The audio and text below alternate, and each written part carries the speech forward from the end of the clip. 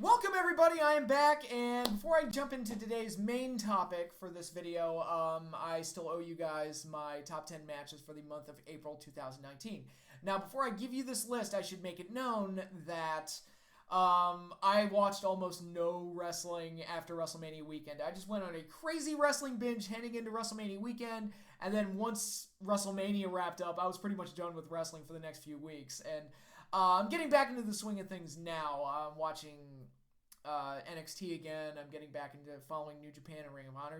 We've got AEW Double or Nothing coming up, so I'm going to have a lot to say about that in the upcoming weeks. And I also watched Impact Wrestling's Rebellion show, which was actually a pretty good pay-per-view, which is the only other show I watched in April, and much better than their WrestleMania weekend show that they pulled off. So yeah, at least it was better than that, right? But anyway, so when you hear this list, keep in mind that a majority of these matches are going to come from WrestleMania weekend because that was most of what I watched in April. But I did watch a lot of shows WrestleMania weekend, so I've got a lot to pull from. So with that, let's jump into the list. All right. Number 10, from WrestleMania 35, The Miz versus Shane McMahon in a Falls Count Anywhere match. Really fun match. I enjoyed the finish as well. Number 9, from ROH New Japan G1 Supercard, Taiji Ishimori versus Dragon Lee versus Bandido for the IWGP Junior Heavyweight title in a triple threat match. A nice, mad, action-packed sprint. I really enjoyed that, and this is really the type of match that really takes me back to the days of the WCW Cruiserweight division and things like that. So, really enjoyed this, thought it was a lot of fun. Also from the ROH New Japan Supercard, the opener from that show, Jeff Cobb, the Ring of Honor TV champion, taking on Will Ospreay, the never Openweight champion, in a title-for-title match in the opening bout. Great match of clashing styles, very exciting, great opener, really enjoyed it, and I'm a huge fan of both guys, so it was nice to see them deliver. Number 7, the War Raiders, not the Viking Experience, or the Viking Raiders, or whatever the fuck they're called this week. The War Raiders defending the NXT Tag Team titles against Ricochet and Aleistair Black from NXT TakeOver New York. This was the opening match. It was very exciting. Great stuff. All 4 guys got to show off what they could do and kicked off the show in the right way. I thought it was a very exciting match. Great stuff. Really liked it.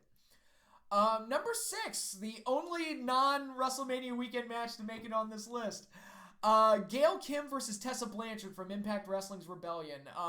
I really enjoyed this match, and it had like a bit more of a personal flair to it because this was obviously designed to really put Tessa over and really give her a big win over the legendary Gail Kim, who, as far as TNA or Impact Wrestling is concerned, is the greatest female wrestler that company's ever had.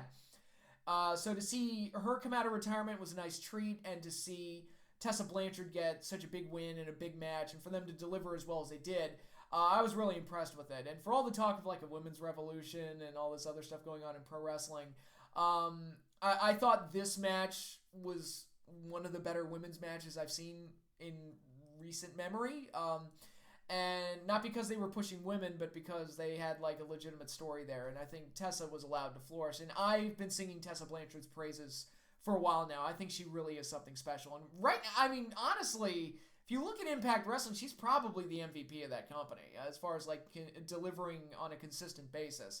I think Tessa is really something special, so I was really impressed with the match, and I really liked it. Number 5, Tetsuya Naito versus Kota Ibushi for the IWGP IC title from ROH New Japan Supercard.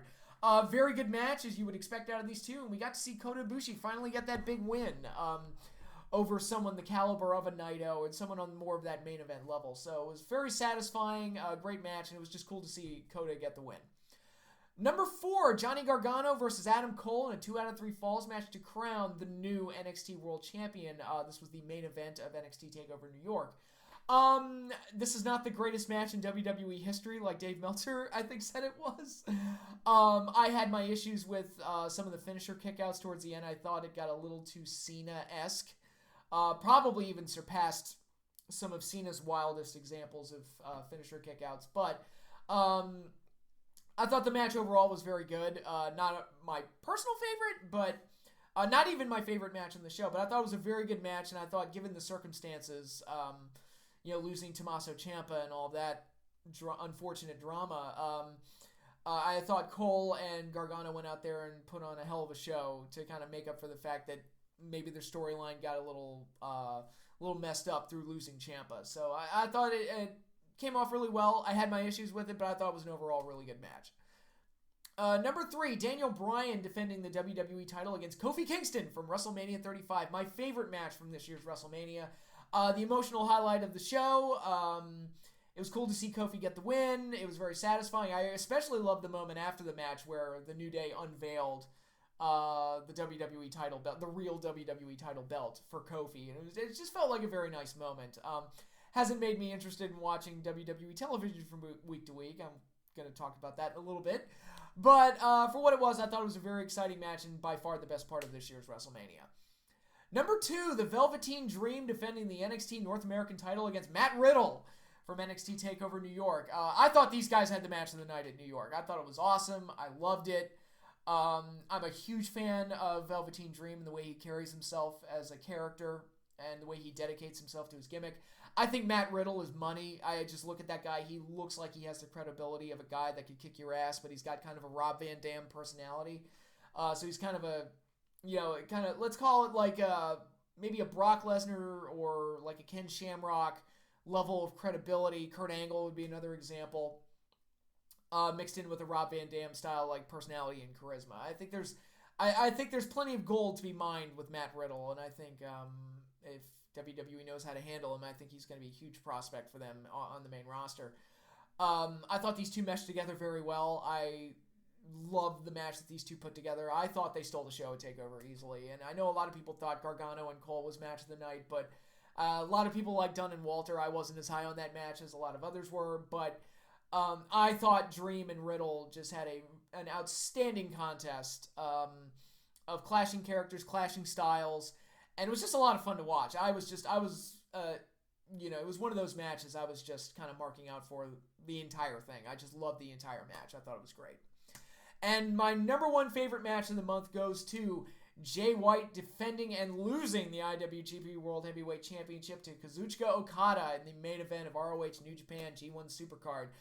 For me, it was a huge treat to see Kazuchika Okada, probably my favorite wrestler in the world today, win the IWGP World title back in Madison Square Garden. First time ever that title has changed hands on American soil.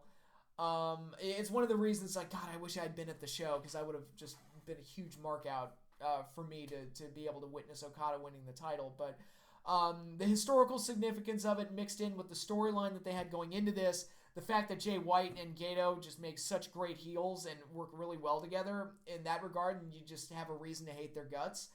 And just the fact that the match was really good, all combined to make this my personal favorite match of the month.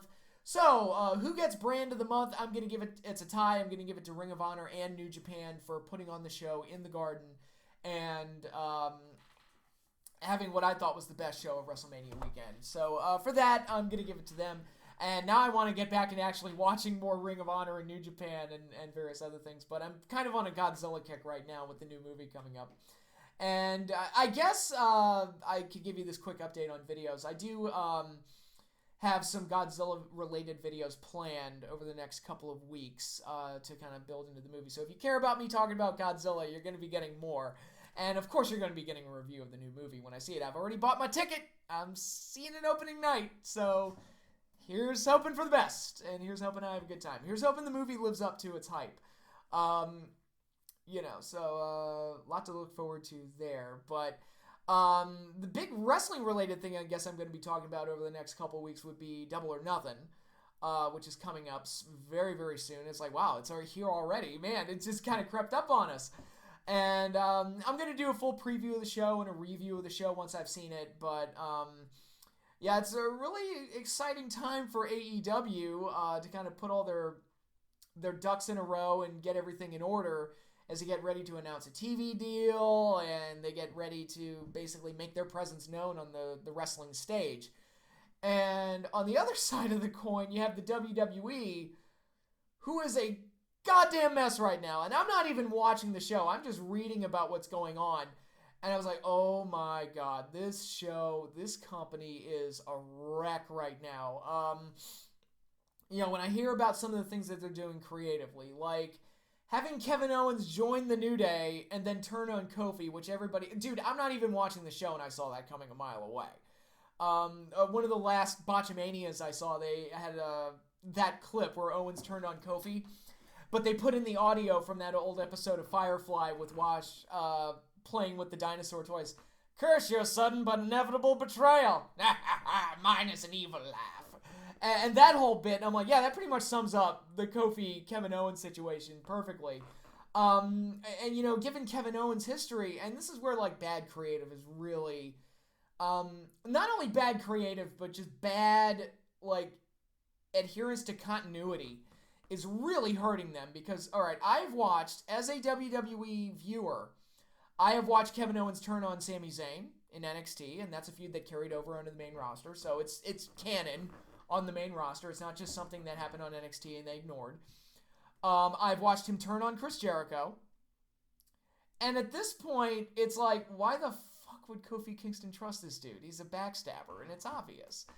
And, you know, it's just, they did it because Kofi needs to face somebody for the title because they've got 18 dozen pay-per-views and 9 million hours of programming every week, so they got to fill it with something. And I think that causes a lot of their creative problems where there's just so much content to fill that they don't even know what to do with it most of the time, and that's why the shows feel so lifeless and repetitive, because you see everything every week.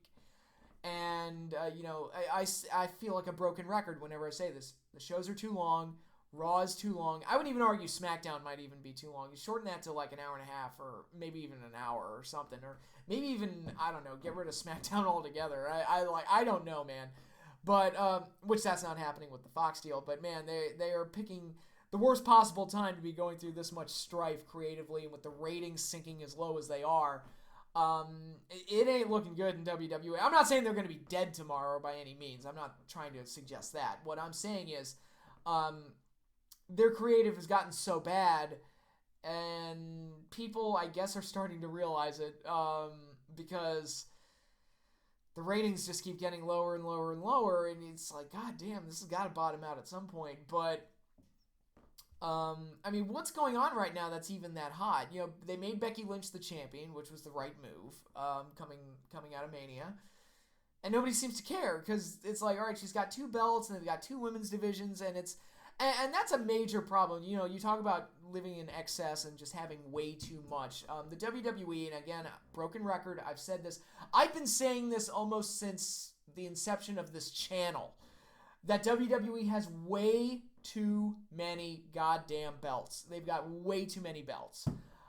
Way too many titles spread out over, you know, too much programming, and the whole show just looks like a mess.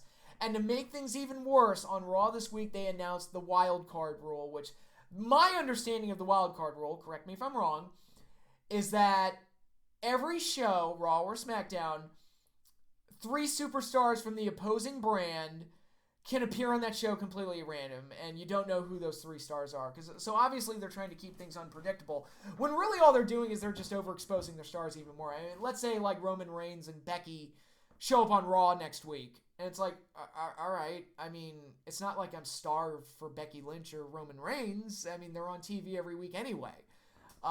They were just on SmackDown for a couple weeks coming out of the Superstar Shakeup, or the whatever it is they call the draft these days.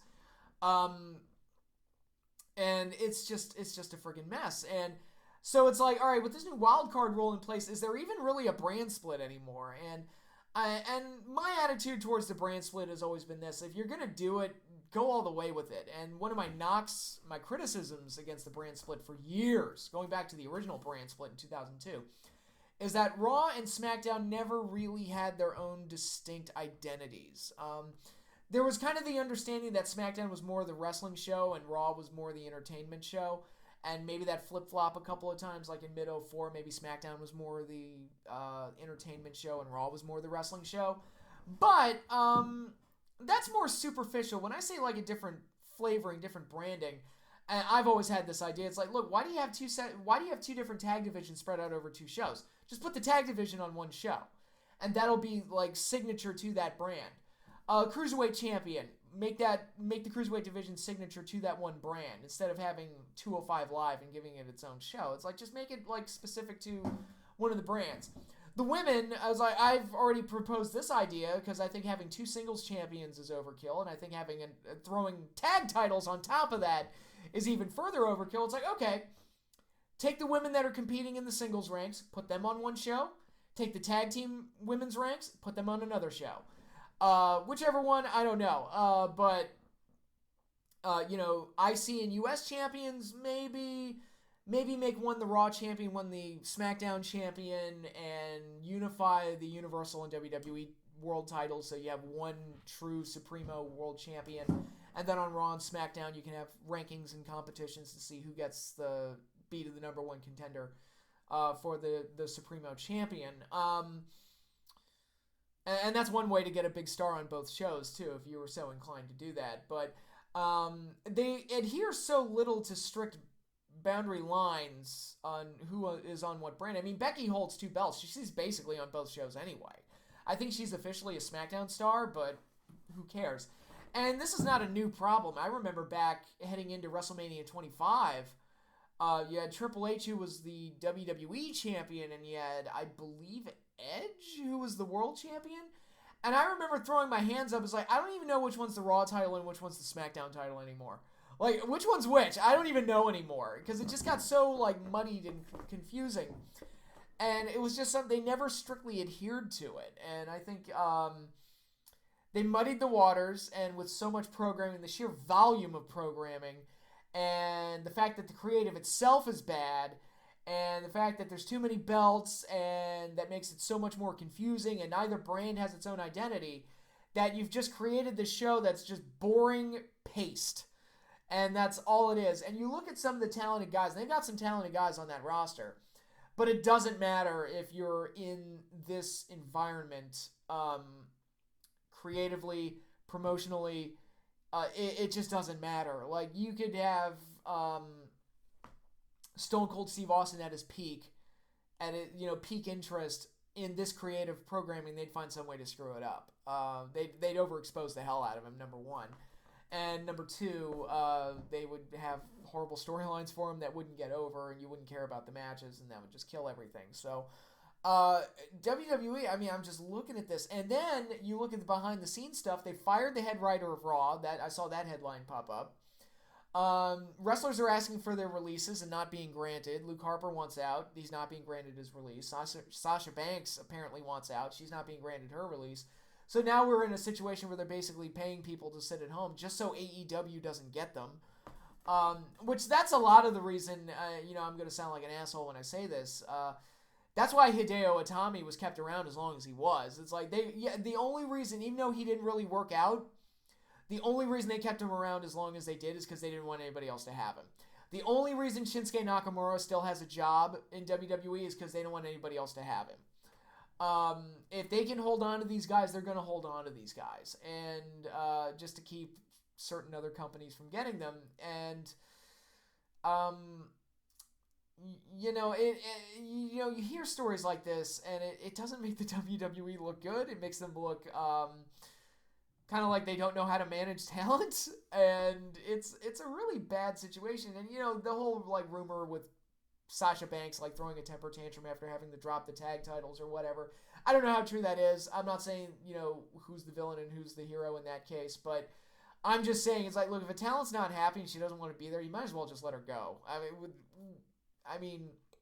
But they don't want to let her go because they think that AEW will swoop her up, or Impact will swoop her up, or something like that. So, I don't know. It's just a really messy situation right now, and I guess now's the time for AEW to really, really make its mark, because they have a lot of positive buzz and people seem to be excited for it, but they've really got to come through and deliver a really solid wrestling product, because that is something that wrestling fans appear to be starved for. It's just because WWE is just not providing that right now. I have not watched the show at all since WrestleMania, and I felt like I've missed nothing. I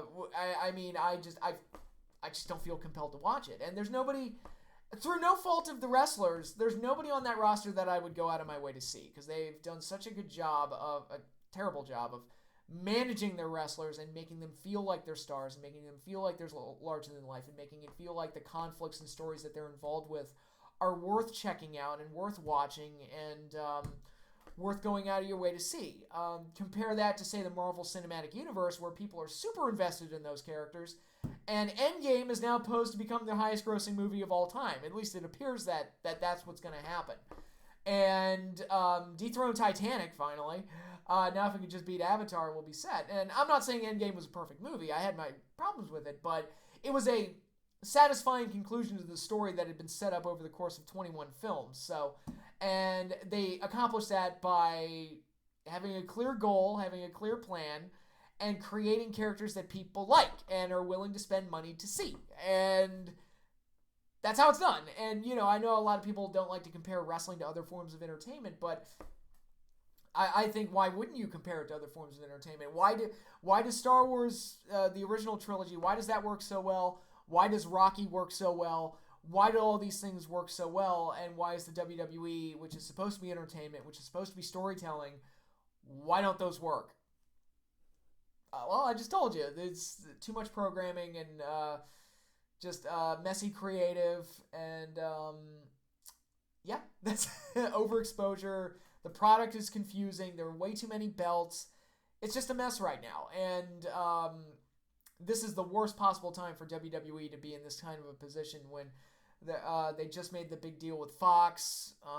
AEW's on the horizon. And I'm not, you know, if AEW and WWE becomes like the second coming of the Monday Night Wars or something like that, I don't necessarily have someone that I'm rooting for over the other. I would prefer it if both brands were around and just flourished. I'm not rooting against WWE. I don't want them to die. I want the art form, I want the business to continue. I want it to succeed. I want it to be good. And I want a wrestling product that I can sink my teeth into, that can excite me, and that can make me excited and happy to be a fan. For a while, Lucha Underground was that, although Lucha Underground appears to be dead. I might want to think about doing like a tribute video to Lucha Underground because it appears to be over. Maybe that'll be my top 10 this month, top 10 Lucha Underground episodes or something, but we'll see. You know, NXT at various points when NXT is really, really good and it gets me super invested. Yeah, it's just not going on right now in main roster WWE. There's just nothing going on that's got me hooked or makes me feel compelled to watch. And they need to, and I think when you see things like the wild card, it's clearly like a knee-jerk panic mode reaction to the declining ratings. When really it's like, dude, you gotta almost not scorch the earth necessarily, but you gotta make a plan for like 6 months ahead, and you gotta start like thinking about the things that you're gonna do and making the right moves. Because the superstar shakeup, when I heard about who went where and what changes they made, none of it excited me. And it's like, look, and they could all be changed within, you know, by next year when they do this again. And sure enough, with the Wildcard Rule, they basically did away with the shakeup. So it's like, who cares? And yeah, it's not great. It's not great for WWE right now. But hey, I'm still subscribed to the network, and I still like watching the old stuff. So there's that. And I'm getting back into watching NXT, so that's good. But yeah, that's basically that's basically all there is to say here.